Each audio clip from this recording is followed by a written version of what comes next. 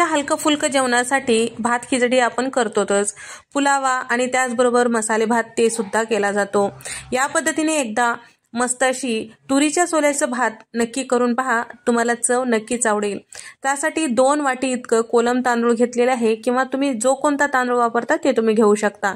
स्वच्छ धुवून घ्यायचं आहे। तर यासाठी वाटण करण्यासाठी इथे मी मिक्सरच्या भांड्यामध्ये सुक्या खोबऱ्याचे काप टाकून घेतलेले आहे, 5 ते 6 हिरव्या मिरच्या टाकून घेतलेल्या आहे, कोथिंबीर टाकून घेतलेली आहे आणि 8 ते 10 लसणाच्या पाकळ्या आणि 1 इंचाचं आलं यामध्ये टाकून पाणी न टाकता वाटण तयार करून घ्यायचं आहे। तुरीच्या सोल्याचा भात करण्यासाठी कुकरमध्ये 4 ते 5 चमचे तेल टाकून घेतलेलं आहे आणि अर्धा चमचा मोहरी, अर्धा चमचा जिरं यामध्ये छान फुलू द्यायचं आहे।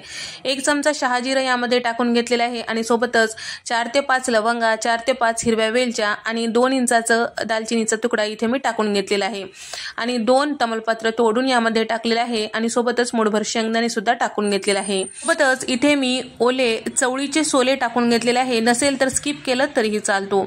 आता इथे मी तुरीचे सोले घेतलेले आहे साधारण 1.5 कप इतकं, ते सुद्धा टाकून घ्यायचं आहे आणि सोबतच इथे मी एक मध्यम आकाराचा कांदा उभ्या फोडी चिरून घेतलेला आहे।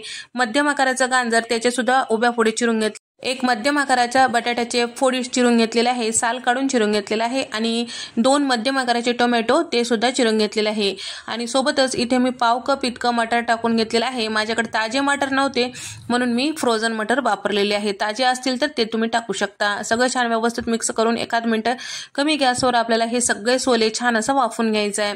1 मिनिटानंतर यामध्ये तयार करून घेतलेला हिरव्या मिरचीचा ठेचा टाकून घ्यायचा आहे आणि सोबतच पावडर मसाले टाकायचे आहे। पावडर मसाल्यांमध्ये इथे आपल्याला अर्धा चमचा हळद, 1 चमचा धने पावडर आणि त्याचबरोबर अर्धा चमचा भाजलेले जिरेची पूड टाकायची आहे आणि 1 चमचा इथे मी गरम मसाला टाकून घेतलेला आहे आणि भाताला जेवढं मीठ लागते तेवढं यामध्ये टाकून घेतलेलं आहे।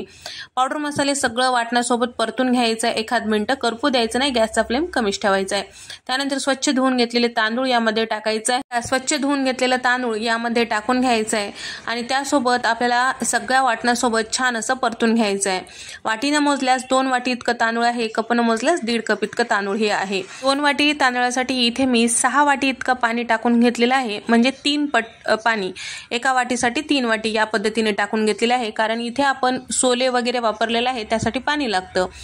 तर या ठिकाणी आता यामध्ये लास्टला टाकायचं आहे तूप, साधारण 2 चमचे इतकं तूप यामध्ये टाकून घेत आहे। तुम्हाला आवडत असेल तर आणखीन 1 चमचा तुम्ही वाढवू शकता।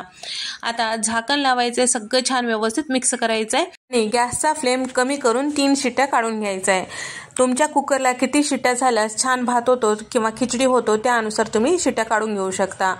आता 3 शिट्ट्या झाल्यानंतर पूर्णपणे थंड झाल्यानंतर तुम्ही बघू शकता मसाले भातपेक्षाही मस्त भारी, नेहमीच्या खिचडीपेक्षाही मस्त भारी चवीचं हे तुरीच्या सोल्याचं भात तयार होतो। तर या ठिकाणी तुम्ही बघू शकता मस्त अशा चवीचं तुरीच्या सोल्याचं भात। तुम्हाला जर आवडला असेल तर व्हिडिओला लाईक करा, चॅनलला सबस्क्राईब करा आणि तुम्हाला हा व्हिडिओ कसा वाटला नक्की कमेंट करून सांगा। अशाच नवनवीन आणि पारंपरिक रेसिपीजमध्ये आपण भेट देऊया। तोपर्यंत नमस्कार, बाय।